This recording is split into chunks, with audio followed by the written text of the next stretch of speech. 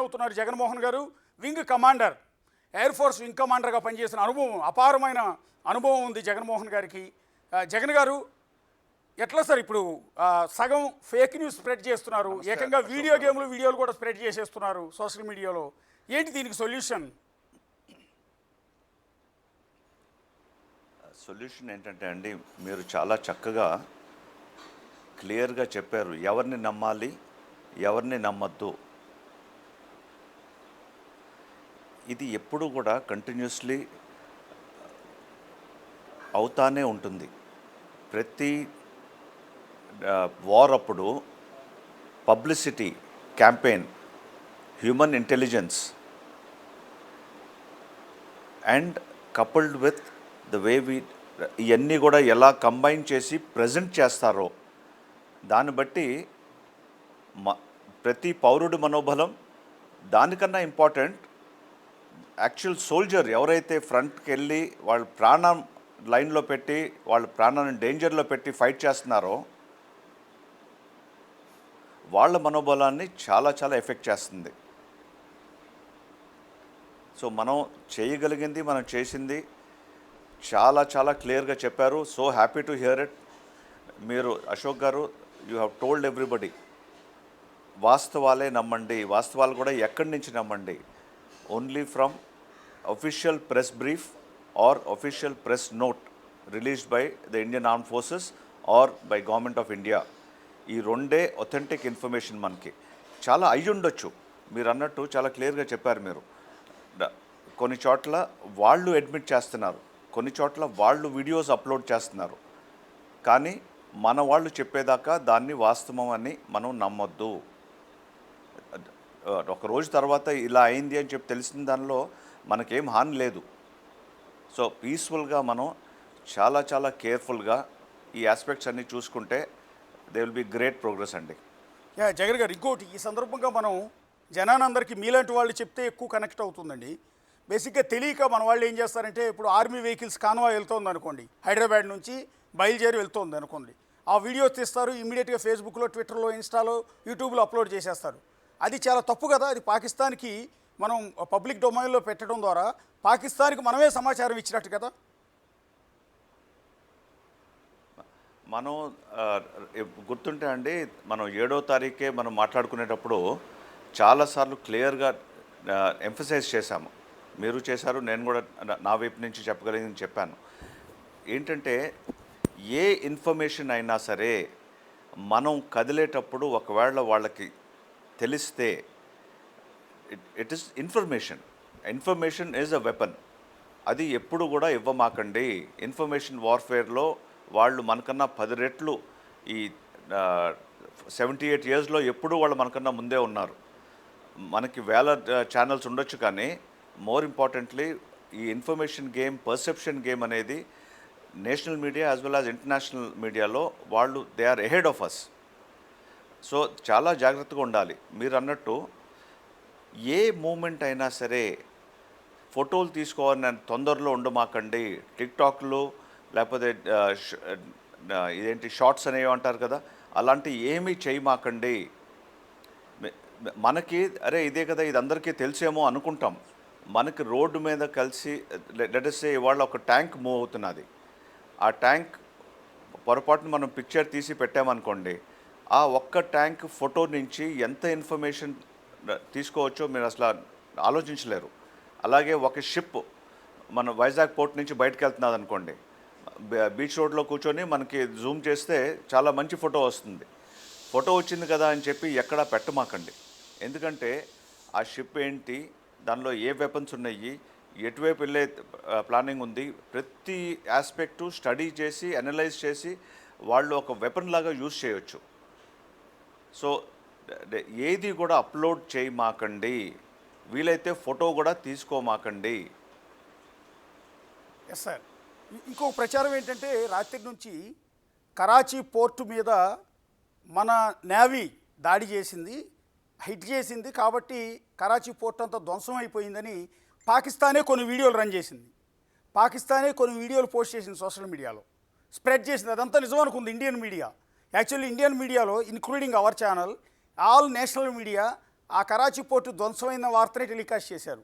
తీరా అంతా అయిన తర్వాత అది ఫేక్ అని తెలిసింది. సో మరి కాసేపట్లో జరిగే ప్రెస్ మీట్లో ఒకవేళ చెప్తారేమో తెలియదు, కానీ ఇప్పటివరకైతే ఎలాంటి ఐడెంటిఫికేషన్ లేదు ఆ వీడియోకి. అది ఫేక్ వీడియో, పెట్టినోడు కూడా డిలీట్ చేశాడు దాన్ని. సో నిజంగా మనం అప్పుడే పోర్ట్ల మీద, వాళ్ళ ఎయిర్పోర్ట్ల మీద దాడులు చేసే పరిస్థితి ఉంటుందా? ఇంకా అన్డిక్లేర్డ్ వార్ కదా ఇది. ఐఎమ్ సారీ అండి, నేను కూడా ఆ డిస్కషన్లో రాత్రి ఇవాళ పొద్దున్న 1.5 1:30 దాకా మాట్లాడుతూ ఉన్నాము. సో ఇవన్నీ కూడా మీరు అన్నట్టు it is part of fog of war అండి. ఓకే. ఈ మీడియా పర్సెప్షన్ ద్వారా అక్కడ వాళ్ళని ప్రేరేపించి వాళ్ళని మోటివేట్ చేసుకొని, ఇంకేముంది ఇండియా మన మీద దాడి చేసింది, మనందరం ఒక్కటవ్వాలి, మనందరం కలిసి ఫైట్ చేయాలన్నట్టు వాళ్ళని వాళ్ళు ఎంకరేజ్ చేసుకోవడానికి కూడా చేయొచ్చు అది ఇలాంటి పనులు. ఓకే. నిజంగా దాడి అయిందా లేదో ఒక పక్కన పెడదాం. దాడి చేయగలమా? ఎస్, ఆఫ్ కోర్స్, అవసరమైతే చేస్తాము. కానీ ఎప్పుడు చేస్తాము, ఎలా చేస్తాము, ఎందుకు చేస్తాము అనేది మనం ఐ థింక్ మన త్రివిధ దళాలకి, ఆనరబుల్ ప్రైమ్ మినిస్టర్ గారికి వదిలేస్తే బెస్ట్ మనం. ఎస్ అండి. ఇప్పుడు ఐఎన్ఎస్ విక్రాంత్ని రంగంలో దింపారన్న ప్రచారం కూడా జరుగుతోంది. దాని మీద కూడా ఎక్కడా క్లారిటీ లేదు. కేంద్ర ప్రభుత్వం కానీ, ఆర్మీ కానీ, ఎయిర్ ఫోర్స్ కానీ, నేవీ కానీ ఎక్కడా క్లారిటీ ఇవ్వలేదు. అంటే మీ అనుభవంతో చెప్పండి సార్, ఐఎన్ఎస్ విక్రాంత్ని ఏ సందర్భంలో రంగంలో దింపుతారు? ఐఎన్ఎస్ విక్రాంత్ ఉన్న బలం ఏంటి? ఐఎన్ఎస్ విక్రాంత్ అనేది మన ఎయిర్క్రాఫ్ట్ క్యారియర్ అండి. ఎయిర్క్రాఫ్ట్ క్యారియర్ అంటే it is like a moving city with tremendous capabilities. ఎప్పుడు కూడా ఎయిర్క్రాఫ్ట్ క్యారియర్ అనేది ఒక్కటే కదలదు. ఎయిర్క్రాఫ్ట్ క్యారియర్ గ్రూప్ అని ఉంటుంది. ఆ క్యారియర్ గ్రూప్లో వివిధ షిప్స్ ఉంటాయి. ఓకే. ఆ ships, aeroplanes, fighter jets, helicopters, plus if required soldiers also, అందరూ ఉంటారు. ఒక్కసారి ఒక ఎయిర్క్రాఫ్ట్ క్యారియర్ కదిలింది అంటే ఎవరికో ఎక్కడో మూడిందనే. అంటే ప్రస్తుతం ఇంకా అరేబియా సముద్రంలో మోహరించారని చెప్తున్నారు కదా. అది వన్స్ అగైన్ అండి, మనం మీకు తెలియదు, నాకు తెలియదు Yeah, yeah. ఎక్కడుందో. Yeah. బట్ చెప్తున్నారు కాబట్టి మనం యాక్సెప్ట్ చేయాలి. ఒకటి. సెకండ్ థింగ్ ఇస్, ఎక్కడ షిప్ అనేది ఓవర్ నైట్ విమానంలాగా ఒక చోట నుంచి ఇంకో చోటకి వెళ్ళలేదు. షిప్ స్పీడ్ అనేది ఎప్పుడు కూడా స్లోగానే ఉంటుంది. అందుకని ఎప్పుడైనా సరే స్ట్రాటజికల్లీ ముందే పొజిషన్ చేసుకుంటారు. That is part of our war formations. Yes sir. ఆ ప్లాన్ ప్రకారం, ఆ స్ట్రాటజీ ప్రకారం ఎక్కడ ఉండాలో, ఎక్కడి నుంచి మనం దాడి చేయగలము, పరిస్థితి తొందరగా మారితే మనం ఆ పొజిషన్లో ఎలా ఉండగలం అనేది ప్లాన్ చేసుకొని ముందే ఉంటుందండి. ఓకే. మీరు ఎయిర్ ఫోర్స్కి సంబంధించింది కాబట్టి మిమ్మల్ని నేవీకి సంబంధించిన ప్రశ్నలు అడుగుతున్నాను నేను. ఎయిర్ ఫోర్స్కి వద్దాం ఒకసారి. సో ఇప్పుడు బ్రహ్మోస్ని మనం ప్రయోగించే అవకాశం ఉంటుందా సార్? బ్రహ్మోస్లో ఉన్న స్పెషాలిటీ గురించి మీకు ఏమైనా ఐడియా ఉంటుందా? డెఫినెట్లీ ఐడియా అయితే ఉందండి. ఓకే. బట్ నేను చెప్పదలుచుకుంటే ఏంటంటే, అందరికీ తెలియచ్చు, కానీ మన ఆయుధాల గురించి మనం ఎంత తక్కువ మాట్లాడుకుంటే అంత మంచిదండి. Yes yes sir. Ya ya. చాలా ఎదుటి వాడి valuable. దగ్గర ఇలాంటి ఆయుధాలు ఏమున్నాయి, అవును. దాంతో వాడు ఏం చేయగలడు, Yes, sir. దాన్ని మనం ఎలా ఎదుర్కొంటాము అనేది is more important for us to discuss. Yes sir. వాడికి మనం మళ్ళీ మన ఛానల్స్ ద్వారా మన గురించి మనం చెప్పుకోవటం అనవసరం అండి. Yes yes sir. Okay okay okay. Correct sir. అది వాల్యుబుల్ సజెషన్. రియల్గా జగన్ గారు చెప్తున్నది అదే, చేసుకుంటున్న అప్పీల్ కూడా అదే. వాస్తవానికి మనకు సంబంధించిన సమాచారం పబ్లిక్ డొమైన్లో డిస్కస్ చేయొద్దు, పబ్లిక్ డొమైన్లో పోస్ట్ చేయొద్దు. అది పాకిస్తాన్కి పరోక్షంగా సమాచారం ఇచ్చినట్టే మనం.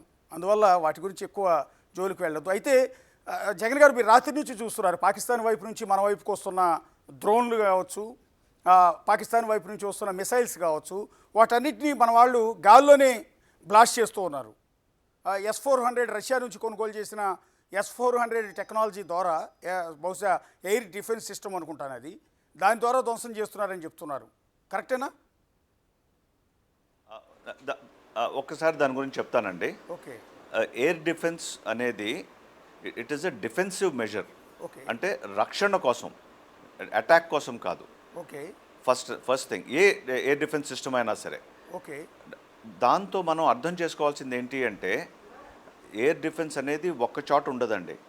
మన ఎంటైర్ గగనం అంతా మనం ప్రొటెక్ట్ చేసుకోవాలి అంటే మల్టిపుల్ లేయర్స్ ఉంటాయి.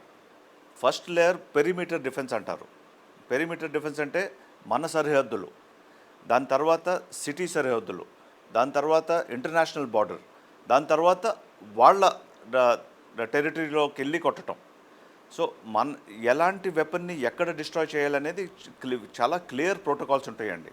ఓకే. ఈ S-400 అనేది టాప్ ఆఫ్ ద లైన్. ఇవాళ ప్రపంచంలో ఉన్న ఎయిర్ డిఫెన్స్ సిస్టమ్స్లో one of the best system అనుకోవాలి. ఎందుకంటే ఇప్పటిదాకా యుక్రెయిన్లో ఆక్యుపైడ్ రష్యాలో ఓన్లీ ఒక ఇన్స్టెన్స్లో అటాకామ్స్ అని ATCMS అంటారు, అమెరికన్ మిజైల్ సిస్టమ్. అది ఒక S-400 సిస్టమ్ని డ్యామేజ్ చేసినట్టు, డిస్ట్రాయ్ చేసినట్టు ఇన్ఫర్మేషన్ ఉంది మన దగ్గర. It's an open forum, everywhere it's available. అది కాకపోతే S-400 is absolutely top of the line. దానికి అండ్ దాని మూలన చాలా ఎక్స్పెన్సివ్ సిస్టమ్ కూడా. 400 కిలోమీటర్ల దూరం ఉన్న టార్గెట్ని మనం కొట్టొచ్చు. అంటే పిచ్చిక మీద బ్రహ్మాస్త్రం వేస్తామా, అది మనం చాలా జాగ్రత్తగా ఆలోచించుకోవాలి. ఇప్పుడు S-400 మనకి ఇప్పుడు బ్రహ్మాస్త్రం, ఎక్కడ సర్ఫేస్ నుంచి ఎయిర్కి డెలివర్ చేసే వెపన్స్లో. ఇప్పుడు చిన్న డ్రోన్స్ వస్తున్నాయి. ఇప్పుడు వీళ్ళు ఏం చేశారు, రైట్ ఫ్రమ్ ఈ 3 జనరేషన్స్ ఆఫ్ వార్లో మనకు చూసుకుంటే యుక్రెయిన్ రష్యా వార్ ఒక పెద్ద టర్నింగ్ పాయింట్ అండి.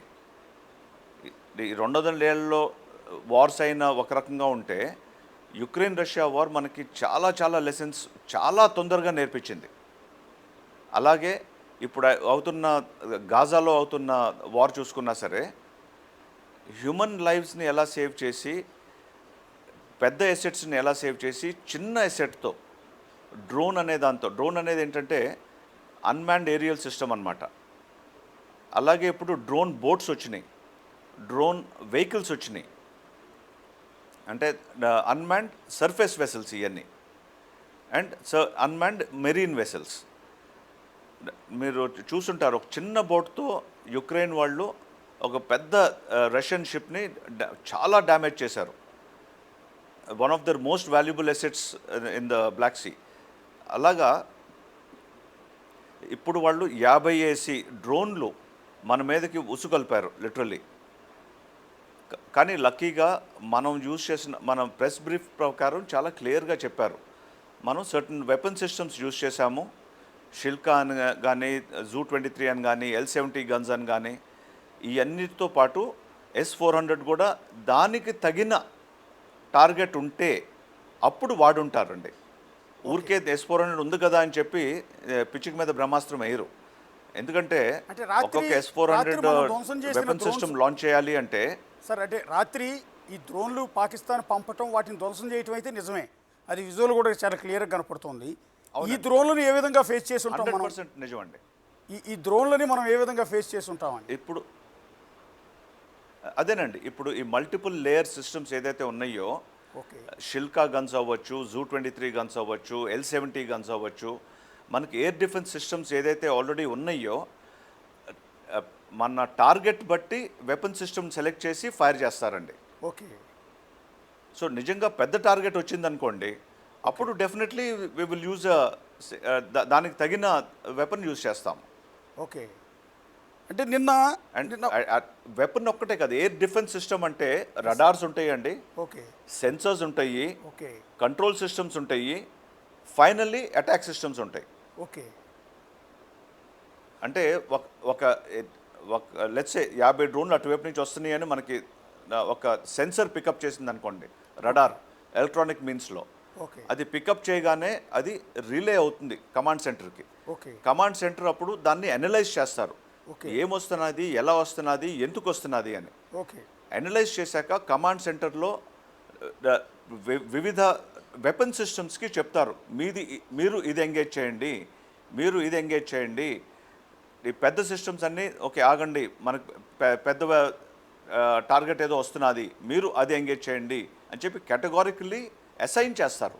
ఓకే అసైన్ చేశాక వాళ్ళు ఎంగేజ్ చేసి వాళ్ళని డిస్ట్రాయ్ చేస్తారు. Okay. So Pakistan air defence సిస్టమ్ని మనం నాశనం చేశామని నిన్న ప్రెస్ మీట్లో చెప్పారండి.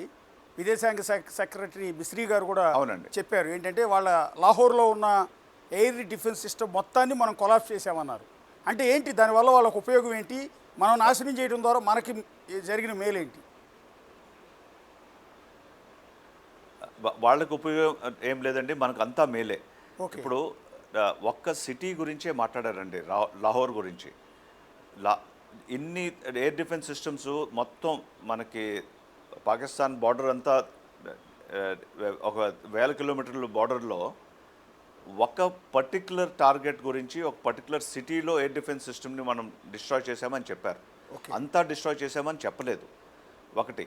రెండోది, అది మనం కంబైన్ చేస్తే నేవల్ వార్ఫేర్ సైడ్ నుంచి అక్కడ ఎయిర్ డిఫెన్స్ సిస్టమ్ కొలాప్స్ అయితే మన నేవల్ ఎసెట్స్ కానీ, అక్కడి నుంచి టేక్ ఆఫ్ అయ్యే టార్గెట్స్ కానీ, అక్కడి నుంచి ఫైర్ చేసే మిజైల్స్ కానీ చాలా ఈజీగా వాటి టార్గెట్స్ని ఎక్వైర్ చేసుకుని డిస్ట్రాయ్ చేయొచ్చు.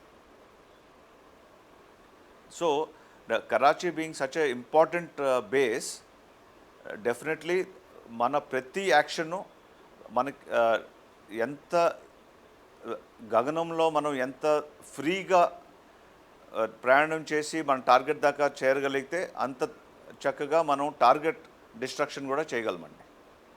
ఇప్పుడు 1971 వార్ అప్పుడు మనకి గ్రేటెస్ట్ ఎసెట్ అయింది ఏంటి అంటే మనం అబ్సల్యూట్ ఎయిర్ డామినెన్స్ అచీవ్ చేశాం.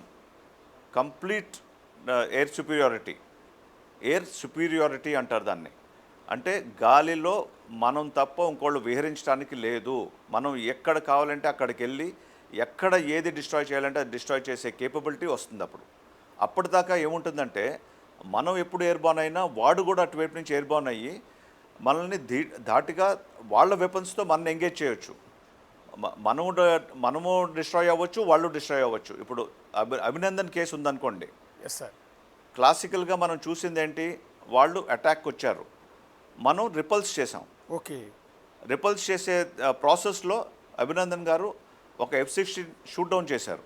ఓకే. చూసి అక్కడ చేశాక తిరిగి వచ్చే టైంలో ఇంకొక ఎయిర్క్రాఫ్ట్, వాళ్ళ ఎయిర్క్రాఫ్ట్ మళ్ళీ and anti aircraft guns or weapon systems MiG-21 కూడా షూట్ డౌన్ చేసినాయి. ఓకే. సో అక్కడ తను ఎజెక్ట్ అయ్యి వాళ్ళ టెరిటరీలో ఉన్నారు కాబట్టి ప్రిజనర్ ఆఫ్ వార్ అయ్యాడు. ఓకే. నెక్స్ట్ సార్, నిన్న పాకిస్తాన్లో 9 నగరాల మీద మనం దాడులు చేసాం. ఇది అఫీషియలే, ఇందులో ఎలాంటి రహస్యాలు లేవు, సోషల్ మీడియా మెసేజ్ కాదు. 9 నగరాల మీద మనం దాడులు చేసాం. దీన్ని బట్టి పాకిస్తాన్కి Ashok garu yes sir, I'm very sorry if you permit me. Okay. 9 నగరాలు కాదు, ఓకే, 9 స్థావరాలు. Yes yes sir, ya. నగరాలు విల్ ఇంక్లూడ్ సివిలియన్ పాపులేషన్. అవును, ఎస్ సార్, ఎగ్జాక్ట్లీ సార్. మీరు 9 స్థావరాలు, ఎగ్జాక్ట్లీ 9 స్థావరాల మీద మనం దాడి చేసాం. దాన్ని బట్టి మనకి పాకిస్తాన్కి మన సత్తా ఏంటో తెలిసింది. అయినా కూడా ఇండియాతో పెట్టుకుంటే మనం స్మాష్ అయిపోతాం అన్న విషయం పాకిస్తాన్కి అవగాహన ఉంది, పూర్తి క్లారిటీ ఉంది. ఎందుకంటే వాళ్ళ శక్తి సామర్థ్యాల మీద వాళ్ళకు ఉన్నంత అవగాహన ఎవరికీ ఉండదు. రెండోది, అక్కడ ఒక సిస్టమ్ అంటూ లేదు, ఒక అడ్మినిస్ట్రేషన్ అంటూ లేదు. ఎవరు ఇష్టం వచ్చినట్టు వాళ్ళు బిహేవ్ చేస్తుంటారు. ఆయుధ సంపత్తి లేదు, ఏమీ లేవు. అన్నిటికీ ప్రపంచ దేశాల మీద ఆధారపడటమే. అలాంటి పాకిస్తాన్ అయినా కూడా బరి తెగించి రాత్రి మన మీద దాడికి రావటానికి కారణం ఏంటి? అంటే వెనకెవరి నుండి ఎంకరేజ్ చేస్తున్నారు అనుకోవచ్చా, లేకపోతే తప్పటడుగు వేశారా?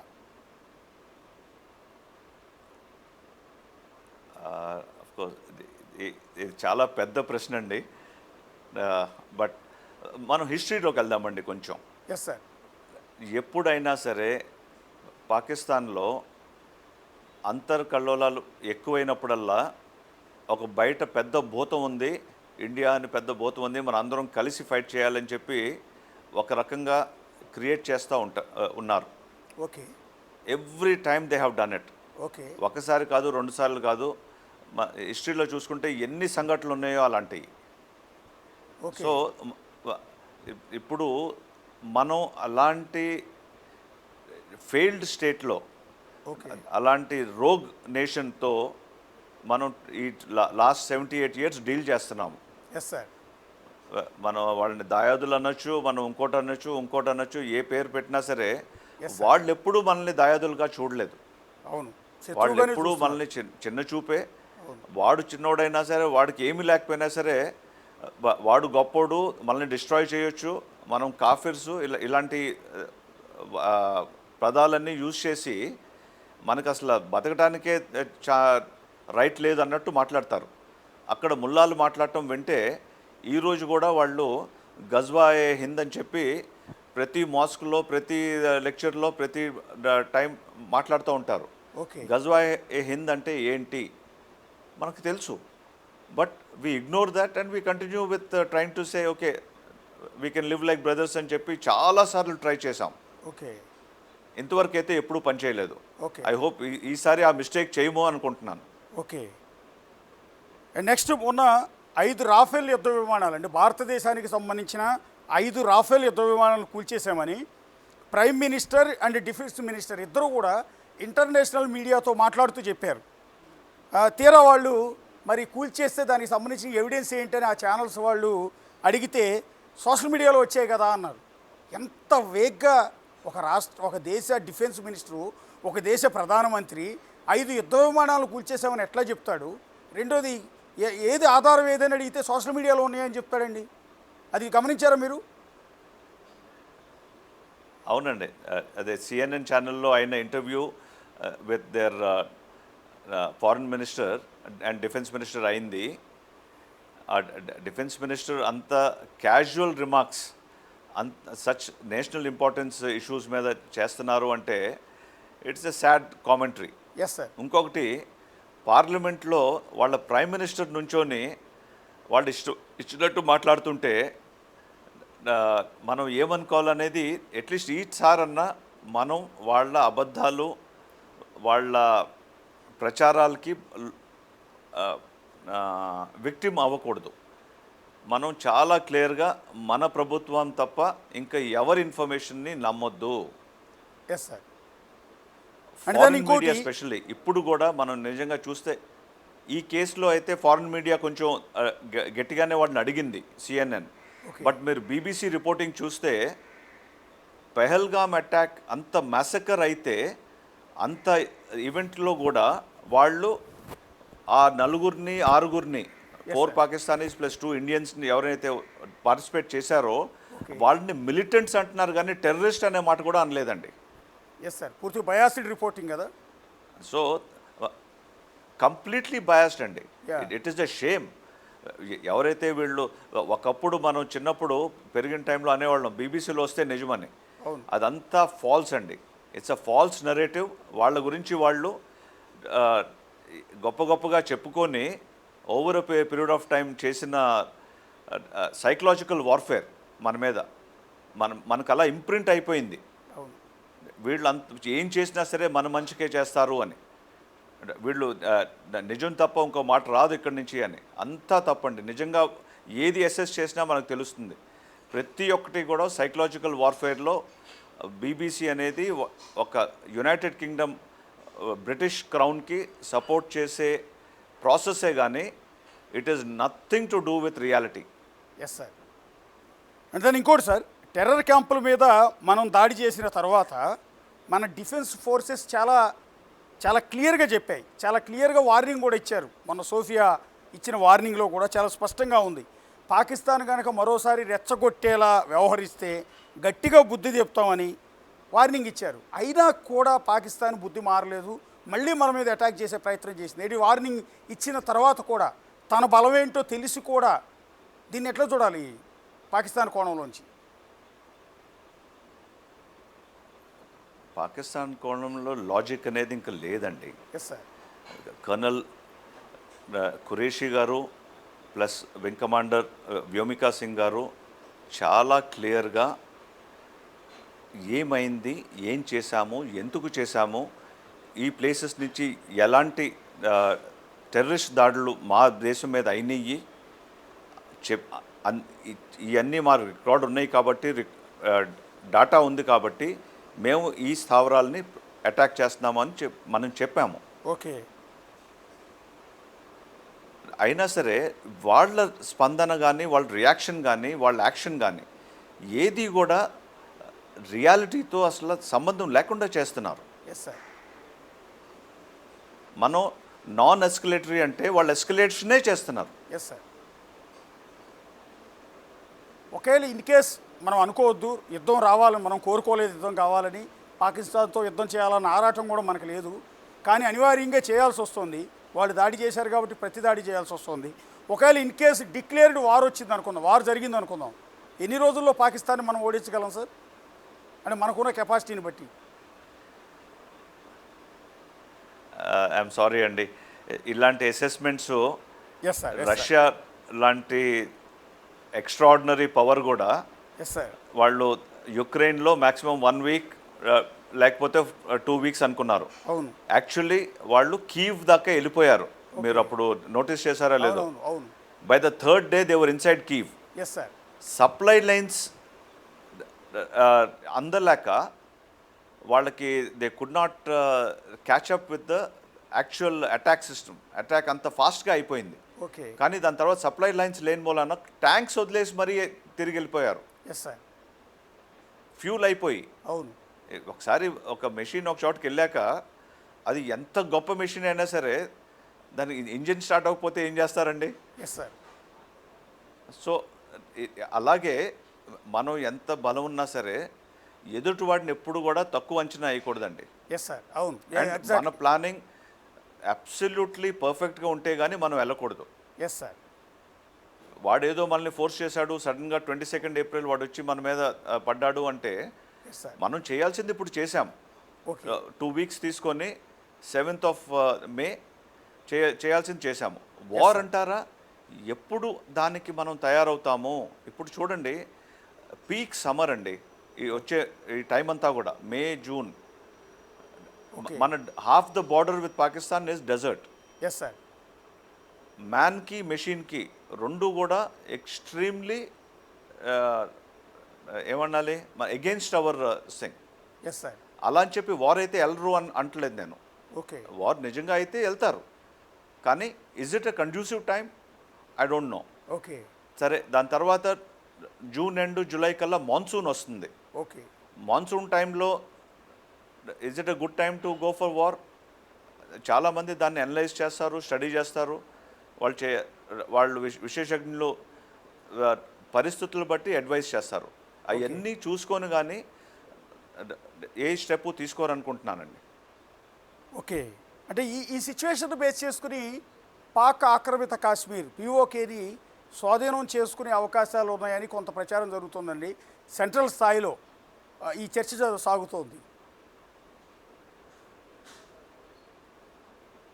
ఐఎమ్ సారీ అండి, మళ్ళీ ఒక్కొక్కసారి చెప్తారా? అంటే ఈ సిచ్యువేషన్లో మనకి ఎప్పటి నుంచో కేంద్ర ప్రభుత్వం, పర్టికులర్గా నరేంద్ర మోడీ గారు 2-3 సందర్భాల్లో అన్నారు, ఎప్పటికైనా సరే పాక్ ఆక్రమిత కాశ్మీర్ అంటే పీఓకేని స్వాధీనం చేసుకుంటామని. ఇప్పుడున్న సిచ్యువేషన్లో అది నెరవేరే అవకాశం కనిపిస్తోంది అని ఒక చర్చ నేషనల్ లెవెల్లో సాగుతోంది. అంటే పీఓకేని మనం ఆక్రమించుకుంటామని, అంటే స్వాధీనం చేసుకుంటామని. సారీ, అది అవునండి, కరెక్ట్, చాలా బాగా చెప్పారు. స్వాధీనం చేసుకోవడం, ఎందుకంటే బై డాక్యుమెంట్ బై రైట్ అది మందే.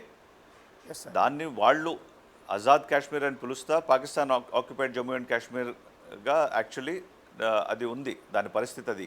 ఓకే. ఈ సిచ్యువేషన్లో డెఫినెట్లీ ఇప్పుడు చేస్తామా, రేపు చేస్తామా, సంవత్సరం తర్వాత చేస్తామా అనేది నిజంగా ఎవరు మాట్లాడినా ఊహాగానమే. మీరు అన్నట్టు ప్రధానమంత్రి గారు ఏ రోజైతే డిసైడ్ అవుతుందో ఆ రోజు అవుతుంది. ఓకే. అది కాకుండా పరిస్థితులు బట్టి చూసుకుంటే అండి, నిజంగా మనం వెళ్ళి తీసుకోవాల్సిన అవసరం ఉందా? వాళ్ళే వచ్చి మన దగ్గర కాళ్ళ దగ్గరకు వచ్చి మనం తీసుకోండి బాబు అని బతిమలుతారా? అది కూడా చూడొచ్చు మనం. ఎందుకంటే ఈ లాస్ట్ 6 monthsలో if you notice, article 370 abrogation అయ్యాక జమ్మూ అండ్ కాశ్మీర్లో ప్రోగ్రెస్ చూసి పాకిస్తాన్ ఆక్యుపైడ్ జమ్మూ అండ్ కాశ్మీర్ నుంచి చాలా సోషల్ మీడియా పోస్ట్స్ అలాంటివన్నీ వచ్చినాయి. మమ్మల్ని కూడా యాక్సెప్ట్ చేయండి, మేము వచ్చేస్తాము అని. అవును. సో అలా వాళ్ళంతటి వాళ్ళు వస్తుంటే మనం వెళ్ళి మన మనుషుల్ని పోగొట్టుకొని మీద కింద పడి యుద్ధాలు చేసి తీసుకోవాల్సిన అవసరం ఉందా? Yes sir. సో ఇప్పుడు ఇప్పుడు అది ఇంకో ఆలోచన అంతే. ఇలా అవుతుందని నేను అంటలేదండి. ఎస్ ఎస్ సార్, మీ అనుభవం, వింగ్ కమాండర్గా మీరు పనిచేశారు, మీ అనుభవాన్ని బట్టి చెప్పండి సార్, ఏంటి మన ఫ్యూచర్, ఏం జరగబోతోంది, ఏం జరిగే అవకాశం ఉంటుంది?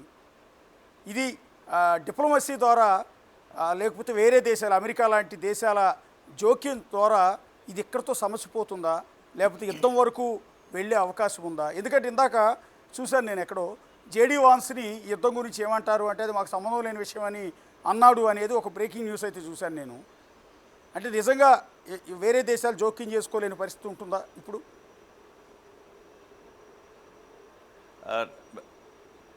ఏదైనా సరే అండి, 78 ఇయర్స్ మనం ఈ పక్కలో బల్లాల్లాగా రెండు పక్కల నుంచి పెట్టుకొని వీఆర్ సఫరింగ్. Yes sir. కొన్ని సంవత్సరాల వరకు మనం ఏదో బంగ్లాదేశ్ని మనం మన సైన్యాన్ని, మన రిసోర్సెస్ని, మన డబ్బు ఖర్చు పెట్టి మనం మీద కింద పడి వాళ్ళకి స్వతంత్రం ఇస్తే, yes sir, today they have turned out to be one of the most ungrateful countries. అలాగా ఈ పాకిస్తాన్ని ఇంకా ఎంతకాలం భరిస్తామో, అది ఎప్పటికప్పుడు పాస్ట్ లీడర్షిప్లో మనం చూసింది ఏ కారణం వల్లన్నా అవ్వచ్చు, 65 వార్ అవ్వచ్చు, 71 వార్ అవ్వచ్చు, గెలిచాక వదిలేసి వచ్చాం మనం. ఓకే. ఈసారి అలా చేయరు అని నా ఆలోచన అండి.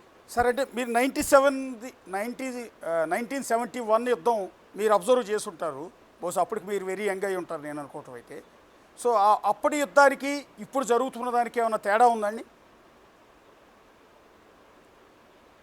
చాలా తేడా ఉందండి. ఓకే. అప్పుడు యుద్ధం మన దేశంలో అయిన ప్రాబ్లం మూలన కాదు. ముక్తి బాహిని వాళ్ళు మమ్మల్ని హెల్ప్ చేయండి, మమ్మల్ని పంజాబీ ఆర్మీ వచ్చి ఈస్ట్ పాకిస్తాన్లో మమ్మల్ని నాశనం చేస్తున్నారు, మా ఆడబిడ్డలు రేప్ చేసి మరి ఎలా కావాలంటే అలా ప్రవర్తిస్తున్నారు అని చెప్పి వాళ్ళు మన దేశంలోకి చొచ్చుకొస్తే, ఇంతమంది రెఫ్యూజీస్ మేము హ్యాండిల్ చేయలేము, ఇన్స్టెడ్ మీ దేశంలో మీరు ఉండండి, మీకు మేము అండగా ఉండి మిమ్మల్ని హెల్ప్ చేసి మీ మీ పాలన మీరు చేసుకునేలాగా చేస్తాము అని చెప్పి వెళ్ళి చేసిన యాక్టివిటీ అండి. యుద్ధం నిజంగా మన భూభాగంలో మొదలవ్వలేదు. Yes sir. వాళ్ళు ప్రియంప్టివ్ స్ట్రైక్ చేసి వెస్టర్న్ ఫ్రంట్లో మళ్ళీ అటాక్ చేస్తే అప్పుడు వెస్టర్న్ ఫ్రంట్ కూడా ఓపెన్ అయింది, ఈస్టర్న్ ఫ్రంట్ కూడా ఓపెన్ అయింది. ఓకే. ఇప్పుడు మీరు చూస్తే నిజంగా అప్పుడు war cessation of the war and surrender by Pakistani troops ఎక్కడైంది? వెస్ట్ పాకిస్తాన్లో అవలా, ఢాకాలో అయింది. ఓకే. ఢాకా డిక్లరేషన్లో 93,000 సోల్జర్స్ ప్రిజనర్స్ ఆఫ్ వార్గా సరెండర్ అయ్యారు. ఓకే. మన ఫోర్సెస్కి. ఓకే. వేరాజ్ ఇప్పుడు పాకిస్తాన్ వచ్చి మన భూభాగంలో చేసే దరిద్ర టెర్రరిస్ట్ యాక్టివిటీస్ మూలాన మనం ఇప్పుడు కూడా వార్ అంటలేదు మనం. It is only an operation. ఆపరేషన్కి వార్కి చాలా తేడా ఉందండి. Yes sir. ఇది ఒక విధంగా అన్డిక్లేర్డ్ వార్ లా ఉంది. It is only operation Sindoor. Yes sir. That's okay. Sindoor అంటున్నారు కానీ ఏదైనా సరే ఓకే డిక్లేర్ చేసేదాకా వార్ కాదండి. ఓకే. ఓకే. మనకి ఇట్ ఈస్ ఆపరేషన్ సింధూర్ అంతే. Yes, sir. అండ్ చాలా క్లియర్గా గవర్నమెంట్ నిన్న అనౌన్స్ చేసింది, okay. Operation Sindoor is continuing. Okay. ఒక యాక్ట్తో ఒక చర్యతో ఆగదు. ఇప్పుడు మన వాళ్ళని And 16 వాళ్ళు మందిని attack చంపారండి చేసినా వాళ్ళు సరే line of counter control attack- దగ్గర. సార్, లైన్ ఆఫ్ కంట్రోల్ అవునండి. దగ్గర జమ్మూ కాశ్మీర్లో అవునండి. కుఫ్వారా పూంచ్ సెక్టార్లో 16 మందిని చంపారు, కాల్చి చంపారు అత్యంత దారుణంగా సివిలియన్స్ని, అవునండి. వితౌట్ ఆర్మ్స్, ఎలాంటి ఆయుధాలు లేని అవునండి. వాళ్ళని. అందులో 5 చిన్నపిల్లలు ఉన్నారండి. దీనికి ఖచ్చితంగా పాకిస్తాన్ మూల్యం చెల్లించుకోవాలి కదా, అంతర్జాతీయ సమాజం ముందు సమాధానం చెప్పుకోవాలి కదా. తప్పకుండా అండి. ఇప్పుడు ఎలా ఉంటుందంటే 2 డిఫరెంట్ థింగ్స్ అండి. ఒకటి, టెర్రరిస్ట్ ఆర్గనైజేషన్ పెహల్గామ్లో 26 మందిని చంపింది. Yes sir. అదే పాకిస్తాన్ ఆర్మీ ఓకే. నిన్న మొన్న రాత్ర నిన్న పొద్దున్న వాళ్ళ యాక్టివిటీస్ మూలాన 16 మంది సివిలియన్స్ని ఆర్మీ చంపింది ఇప్పుడు. ఓకే. చాలా డిఫరెన్స్ ఉంటుందండి వీటి రెండు యాక్టివిటీస్లో. Okay. And army is not suppose to engage with any civilian. Okay. Civilian టార్గెట్ని అసలు వాళ్ళు టార్గెట్ చేయకూడదు. ఓకే. అదే దానికి ప్రపంచ దేశాల It is a ముందు war crime. సింపతి కోసం పాకిస్తాన్ ట్రై చేస్తోంది. సో ఈ 16 మందిని చంపేశారు, చనిపోయిన విషయం ప్రపంచానికి తెలుసు కదా. సో వాళ్ళందరి ముందు పాకిస్తాన్ ఇప్పుడు తలదించుకోవాల్సిందే కదా. పాకిస్తాన్ లాంటి దేశం ఏ రోజు కూడా ఎంత దారుణమైన పని చేసినా సరే వాళ్ళు తలదించుకోలేదండి. ఇవాళ దించుకుంటారు అనుకుందాం అని అనుకోవద్దు మీరు. నేను అసలు నమ్మను. వాళ్ళకి ఎథిక్స్, ప్రిన్సిపల్స్, లాజిక్ అనేది లేదండి. It is a rogue nation, it is a rogue army. Okay. ఎట్లా ఉంటుంది సార్ నెక్స్ట్? అంటే ఇప్పుడు ప్రపంచ దేశాలు జోక్యం చేసుకున్నాయి అనుకుందాం. అంటే డిప్లొమసీ అనేది ఏ స్థాయిలో వెళ్ళే అవకాశం ఉంటుంది? యుద్ధం ఆగే అవకాశాలు ఏమైనా కనిపిస్తున్నాయా మీకు?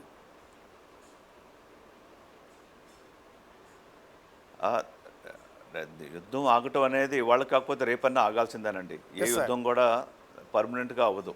ఓకే. వాళ్ళు ఆయుధాలు అయిపోగానే వాళ్ళు ఆపుతారు, లేకపోతే మన అచీవ్ టార్గెట్స్ రాగానే మనం ఆగుతాం. Yes sir. అది కాని పక్షంలో ఇప్పుడు మీరు డిప్లొమసీ అన్నారే, ఓకే. ఈ పర్టికులర్ పొజిషన్లో ఏ డిప్లొమసీ వచ్చినా సరే పాకిస్తాన్ని ఆపగలరా? అది బిగ్గెస్ట్ క్వశ్చన్ అండి. Yes, sir. మనం ఆల్రెడీ చాలా బ్యాలెన్స్డ్గా ఉన్నాము. ఓకే. మనం ఎక్కడ కూడా ఒక్క తప్పడుగు కూడా వేయలే మనం. ఓకే. ఇప్పుడు నార్మల్లీ ప్రాబ్లం ఏంటంటే ప్రతి డిప్లొమసీలో పిచ్చోడిని వదిలేసి మంచోడిని నువ్వు జాగ్రత్తగా నువ్వు చేయొద్దు వాడు పిచ్చోడు నువ్వు చేయొద్దు అంటే ఎలా ఉంటుందంటే వాడు కొడతానే ఉంటాడు, మనం పడతానే ఉంటాం, అందరూ మనల్ని ఆపుతూ ఉంటారు. సో ఎంతవరకు డిప్లొమసీ మనం యాక్సెప్ట్ చేయాలి, ఎంతవరకు మన స్ట్రాటజీలో మనం ఉండాలనేది డెఫినెట్లీ ఎక్సలెంట్ లీడర్షిప్ ఉంది మనకి. వాళ్ళు కరెక్ట్ డెసిషన్స్ తీసుకుంటారు, దేశం అంతా కూడా హర్షించేలాగా చేస్తారని అనుకుంటున్నా అండి. Yeah, thank you sir. Thank you Jaganmohan గారు. చాలా వాల్యుబుల్ సమయం ఇచ్చారు మాకు. మీ అనుభవంతో పాటు మీరు దేశానికి ఎంతో సేవ చేశారు. నిజంగా మీకు మేము జై హింద్ చెప్తూ ఉన్నాం, మీకు సెల్యూట్ కొడుతూ ఉన్నాం. ఎందుకంటే మీరు ఆ రోజుల్లోనే సేవలు చేసి మా అందరి ప్రాణాలను మీరు కాపాడారు. సో మీకు సెల్యూట్ చేస్తున్నాం, జై హింద్ అని చెప్తూ ఉన్నాం. ఈ సందర్భంలో మీరు ఇంత విలువైన సమయం మాకిచ్చి అమూల్యమైన విషయాలు, ఎన్నెన్నో అంశాల గురించి, మేము ఏది చేయకూడదు, ఏది చేయొచ్చు, ఏది ప్రసారం చేయాలి, ఏది ప్రసారం చేయకూడదు, ఏది మంచి, ఏది చెడు, అన్నీ కూడా మీ అనుభవంతో చెప్పే ప్రయత్నం చేశారు. నిజంగా మీకు మళ్ళీ హ్యాట్స్ ఆఫ్ చెప్తూ ఉన్నాం జగన్మోహన్ గారు. సో మీలాంటి వాళ్ళు ఎంతోమంది త్యాగదనుల కృషి ఫలమే ఈరోజు మనం ఇంత స్ట్రాంగ్గా ఉండటానికి, భారతదేశం ఈ రకంగా ముందుకు వెళ్ళటానికి కారణమవుతుంది. సో చూద్దాం అది Jaganmohan garu. Yes sir. Thank you sir Jaganmohan.